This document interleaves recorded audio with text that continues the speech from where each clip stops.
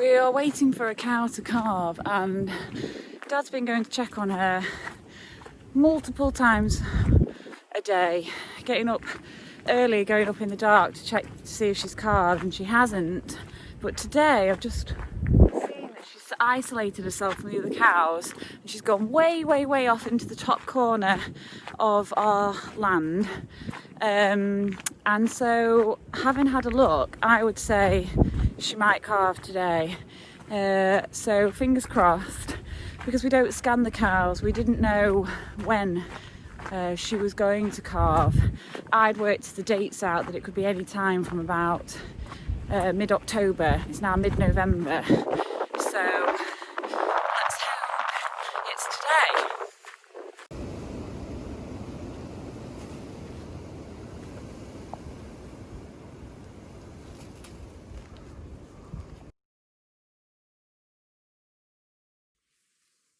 So the cow did not calve on Tuesday. After I filmed that bit, she went back to join the other cows and she didn't get on with it. So on Wednesday, we were wondering, is she going to calve today? And Dad had to go out for a bit on childcare duty, granddad duties. So I was in charge of looking after the cow for the evening. And when I went to check on her at 4 o'clock, she was walking quite tentatively. She was very heavily bagged up, but still no sign of anything happening, no sign that she was stressed or in discomfort.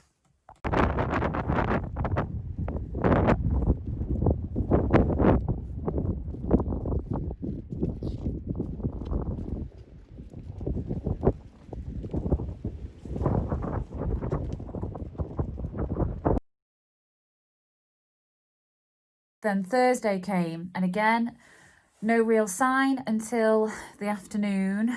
About 3:30, there was signs that she was down, and Dad thought she has started. So from that point, every half hour, we kept going up to check on her. Dad was unsure as to whether she would get on with it or whether she was going to need our help.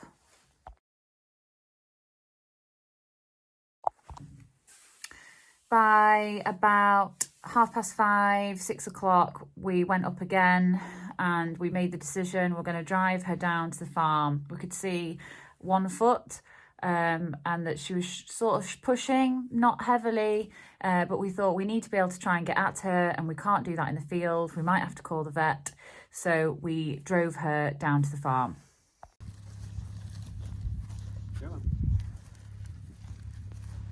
At first, she was not keen to leave the field at all, and I did wonder whether we'd manage to get her out the field to be able to drive her down the lane and down to the farm. But eventually she settled down and she did go. The other cows were galloping around on both sides of the wall, but she stayed pretty settled and she made the journey, about a 5 or 10 minute walk down, nice and steady, to the farm.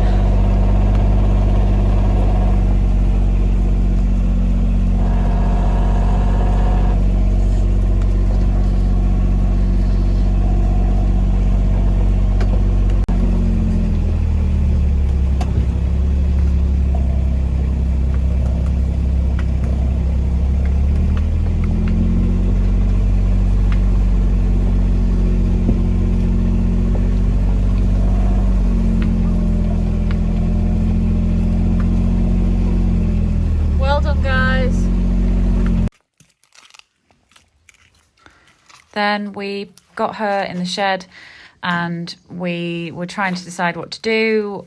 We knew we maybe didn't have very much time, so we decided to set up the Highland cow race that we've got, which is some gates that have been specially adapted to accommodate the horns. So they slot into holes that are in the floor. So I stood with the cow, Dad and Nick got the gates in place, and then it was all systems go. Prior to this being filmed, Dad had discovered there was only 1 foot, the other leg was back, so he had a real job on trying to find the leg to bring it forward into position, which he did. And then we tied ropes around the feet. I've never done this before, so me and Nick were learning this for the first time. And we used the sticks to get a bit of leverage and then pulling. I was helping at the tail end to move the head around, to get the head out. It was very tight. She wasn't able to pass it herself. And so it really was everyone doing everything they could, as fast as they could, giving it all of their strength to get the calf out. We weren't sure whether we were going to find the calf alive or dead.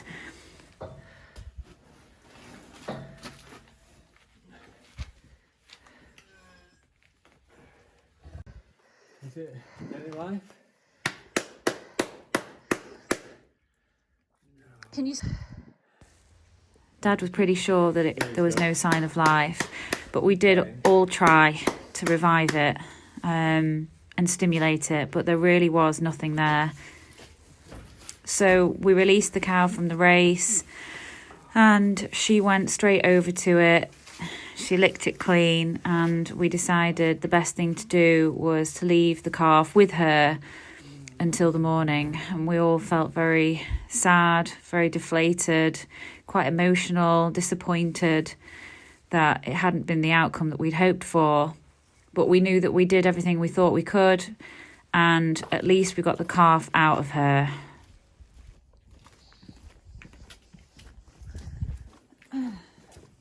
It wasn't the outcome we hoped for, was it? No. The next morning we went to see how the cow was getting on. She seemed fine. We expected that she might want to stay with the calf, but when we opened up the shed door, she went straight out and straight up the field. No problem, straight back to the other cows. And she went to join them, carried on eating her hay, and she seemed quite okay and content, which I was happy about, because I really didn't want her to be sad and grieving over it like we have experienced that in the past with cows. It was a very interesting lesson for me, and I was completely in awe of Dad taking over, showing us what to do. Me and Nick having never done this before, Dad absolutely knew what to do. And so I feel sort of inspired and really proud of him that we managed it without the vet, because we really thought at one point that we might be on the phone to the vet to get us some help. We decided if it was a vet job, the vet needed to be here sooner rather than 10 o'clock at night, so we got it down to the shed and I was able to carve it myself with Joe and Nick's help, but the calf was unfortunately born dead, and judging by the calf I say it's probably been dead for a day or so, but so she spent all night with it in the shed, and now she's gone up to join her mates, and also she's got last year's calf up in the field, so that'll be quite nice for her. Yeah, she didn't seem to be too bad this morning. She just wandered off. Yeah, they can tell. Oh, good. Right, well, okay. So here you can see she returned to the other group of cows, to the bale, and we decided to put the calf in the field, and she actually came down to it, and she has continued to visit it, and we'll leave it in the field until she is done grieving. So not the happiest update from the farm, but it's part of farm life, and I hope if nothing else you found it was interesting. Thanks for watching. Bye.